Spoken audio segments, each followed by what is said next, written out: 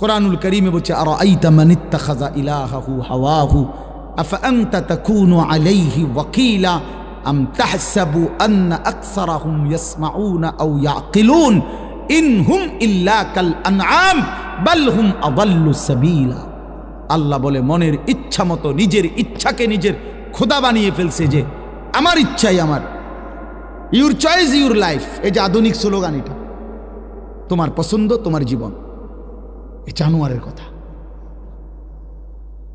এটা জানোয়ারের কথা বেটা, ইমানদারের কথা হইতে পারে না। আল্লাহ কোরআনে বলছে মনের ইচ্ছাকেই যে একমাত্র নিজের খোদা বানাইছে, যে আমার মনে যা চায় আমি তাই করব।